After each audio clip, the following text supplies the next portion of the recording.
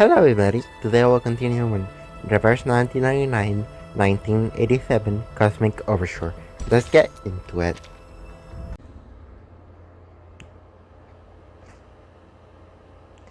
(1987) plus Three, us. 2, 1, cut.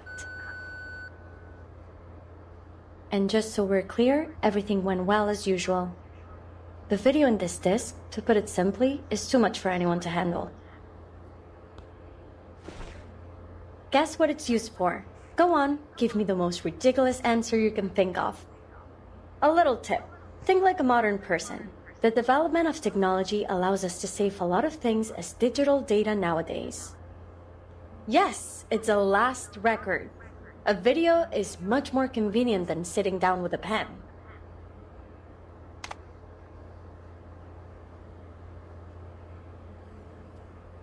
Data secured. Pointer, do you want me to add your part to the video now? Or maybe later? Preferably never. This whole last record thing is your passion. Besides, I know nothing about material sciences.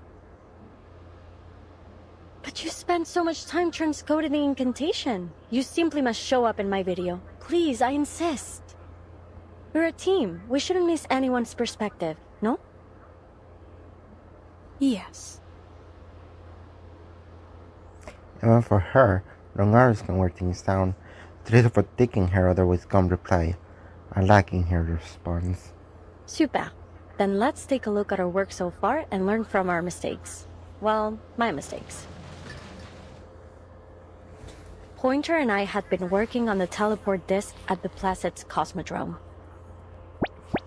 More specifically, our interim mission was to determine how to transport supplies to space stations and spacecraft using teleport incantations.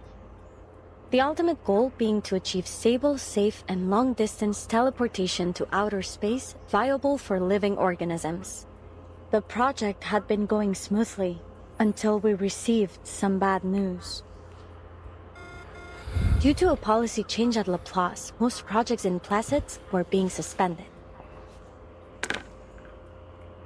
Fortunately, the bad news was followed by a small amount of good. Madame Lucy said if we could send a monitor to space to collect data when the storm arrived, we'd be allowed to continue with our project. It was a vital opportunity to make our contribution to deciphering the storm. There were only 3 major issues to solve: manpower, energy supply, and determination. As you can see, the first 2 issues have been solved by our new members. Thank you all for your help. Especially our brave little astronaut.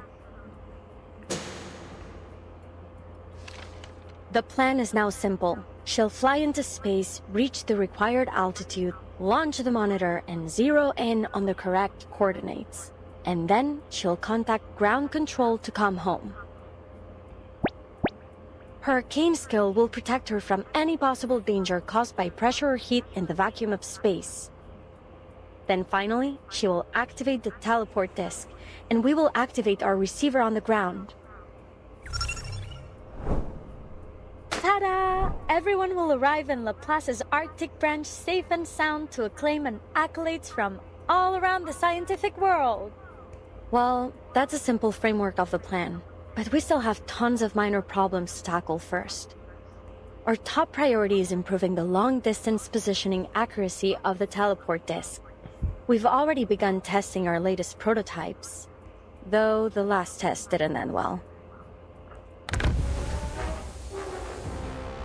We're still searching for the cause of that particular catastrophic error, but we won't let it stop us. This was no more than an inevitable roadblock, a small accident on the way to technological progress.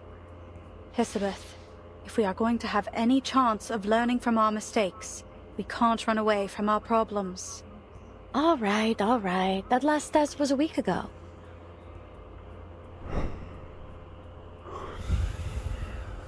Same as the last time. Though we've made some improvements, we still need an intelligent creature to run the test. And I guess it'll be me again. Are you sure? Considering the danger and your value to the project, I think you ought to let me. How can I ask anyone to try my invention if I wouldn't use it myself? Now, what are you waiting for? Get to the safe zone. Oh, and remember to secure the blast door. Miss Kipperina asked about the test yesterday as she was feeding the fish. She said she's been able to control her power more now. You'd be much safer with her help. We're a team, right? We sink or swim together. As the clock strikes the hour, one figure breaks through the door. My training just finished. I hope I'm not late, Miss Elizabeth. Well, we did have a pretty bad accident, but thanks to Kipperina's arcane skill, no one was too badly hurt. Windsong is one cool teacher, and that girl's a phenomenal student. The margin of error remained high, a significant problem for sure, but we'd learned our lesson after spending all that time recovering in the ward.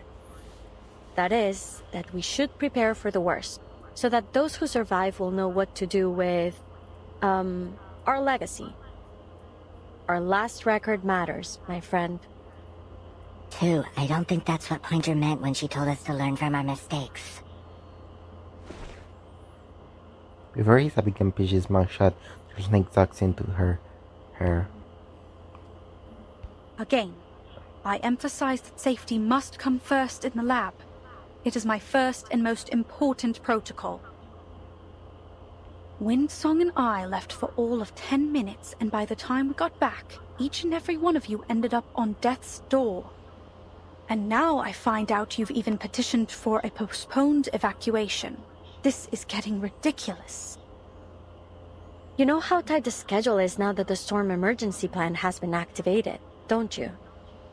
The silver lining is that now we know that we have exactly 3 months. We can still optimize the procedure and improve the disk and... Enough, Sylvie! Pointer cuts her off. Her tone is serious. Oh, come on, friends. Can we just calm down and discuss our schedule over dinner? I believe Miss Pointer was only trying to suggest a better plan. I am. I suggest we stop all work on this project immediately. The young man is caught off balance, unable to find the words to ease this tension in the room. What? Why? The situation really isn't that dire. Miss Elizabeth is right. We shouldn't be discouraged over one accident, Miss Pointer. The damage wasn't too severe. Only 3 months left, yet our latest achievement was a total catastrophe. I know what you're all thinking. That the odds are still good, and it's more or less safe to continue. But all that is a weighted gamble. Nothing matters more than your lives. She knows this all too well. This is not her first time making bold gambles. Pointer, what do you think the odds are, really? Without diving into the calculations, it's around a 70% chance in theory. But my logic is screaming something else in my ear. You don't have to take that risk, Pointer. I know what I'm doing. Nothing's guaranteed in the world of science.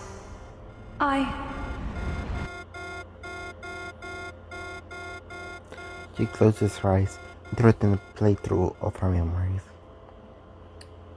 The risk is too high. I can't allow it. But it's like we always say, there's nothing guaranteed in the world of science. You never know before you take that fateful step. Such a firm, matter-of-fact statement is unlikely like something the Pointer may have said. My analysis points to a dangerous level of uncertainty in this project. The price of failure, even optimistically, could be much worse than a few days in recovery. There could be more permanent injuries. You could even... Storm. Pointer scans the room. None of them know known failure not yet, and they should not. You've seen how things, places, people just disappear in the storm. You need to stop this insanity before that happens to us. Don't you understand? I really don't. Why should we stop? She thinks for a moment, then a spark of information flashes across her face. No, you're right. We shouldn't pretend as if it's normal to risk our lives for this. At the end of the day, if we die, our research dies with us. But if something were to happen to the team, you would be the one to survive. That's why I want you to keep our records, to take down everything in case the worst happens. Here.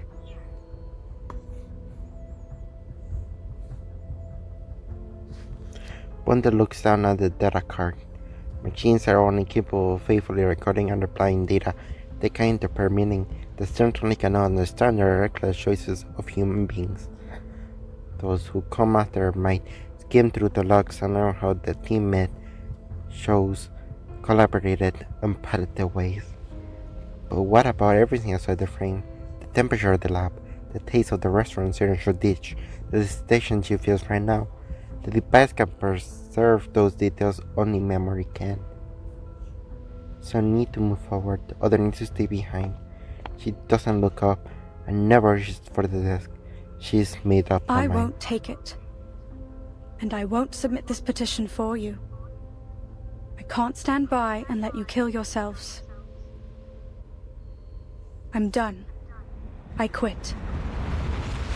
Miss Caperina, your coordination training is about to commence. Performing this interaction according to the guidance, your performance will be evaluated accordingly. Close your eyes and use your skin skill to hit the robot here. Don't worry, they will be used for exactly this purpose. Next time, I should be able to do a bit better. That's right, you did well. Make sure Miss Winston hears about the good news. Well, that was it. I really enjoyed that chapter, and I hope you did too. And if you enjoyed, please like, comment, and subscribe. Thank you. Bye.